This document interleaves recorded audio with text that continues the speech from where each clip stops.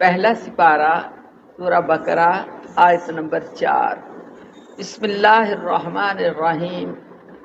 والذین، اور وہ لوگ، یؤمنون، جو ایمان لاتے ہیں، بما، ساتھ اس کے، انزل، جو نازل کیا گیا، الیک، آپ کی طرف، وما انزل، اور جو اتارا گیا، من قبلک،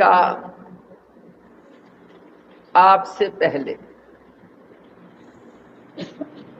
وبالآخرۃ، اور آخرت پر، ہم وہ، یوقنون، یقین رکھتے ہیں،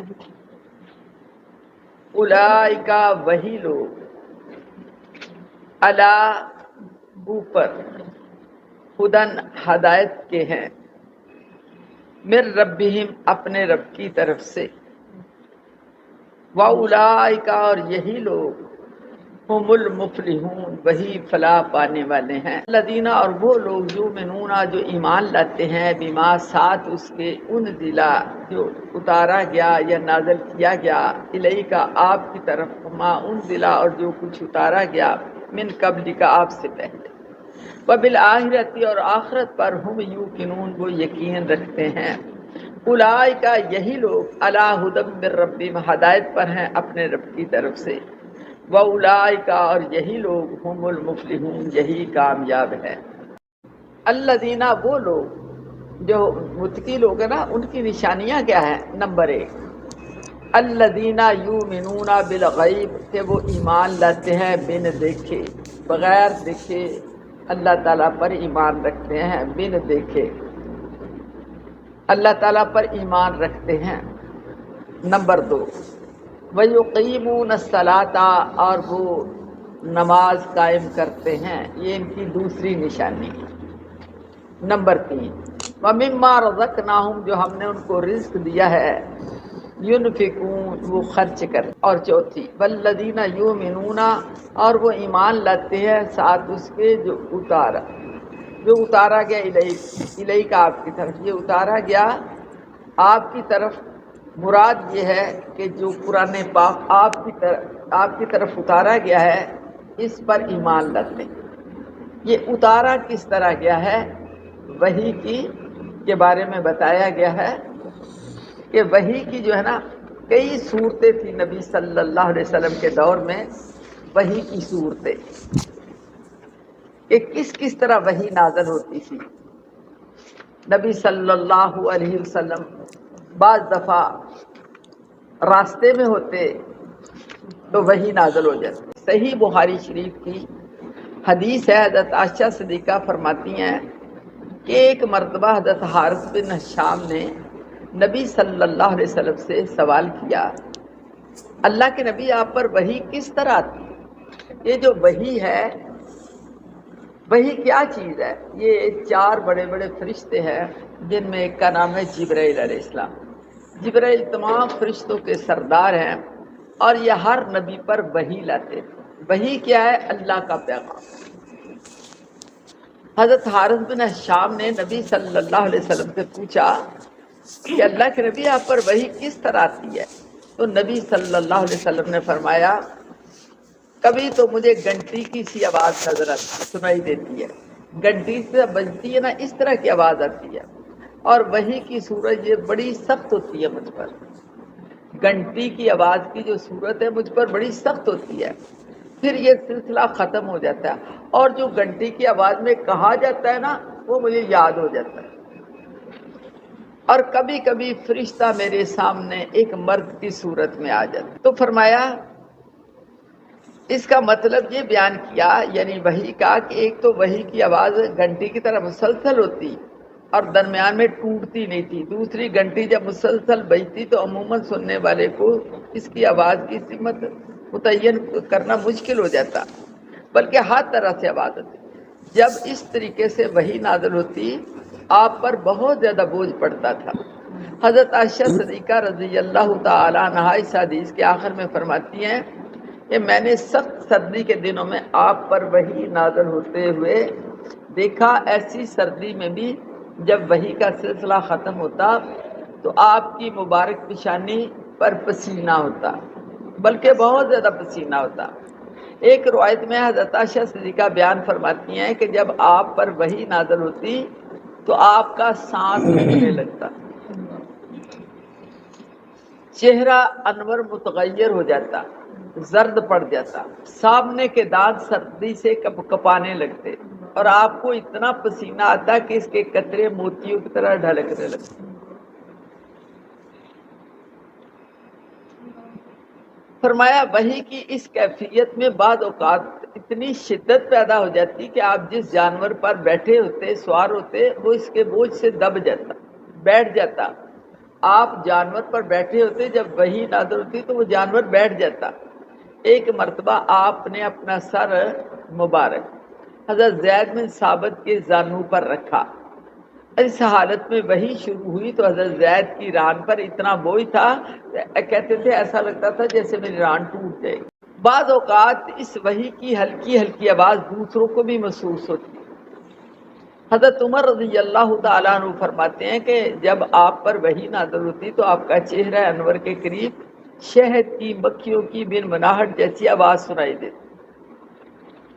یہ ایک تو وحی کی یہ صورت ہوتی جو گھنٹی کی آواز ہے۔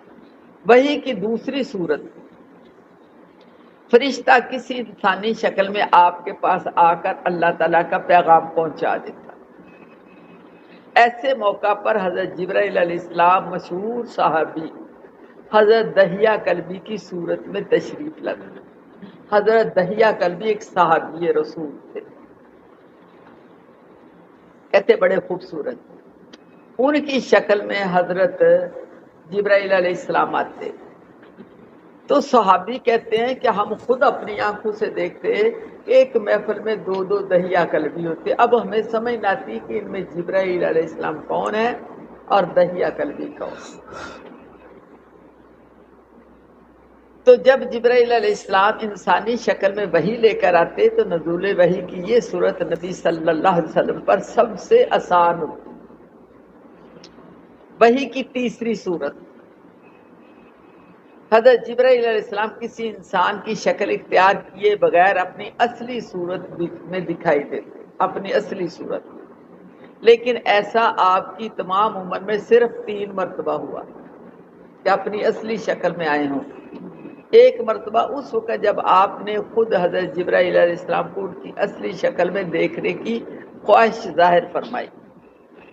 آپ نے خود کہا کہ اللہ پاک میں جبرائیل کو ان کی اصلی شکل میں دیکھنا چاہتا ہوں۔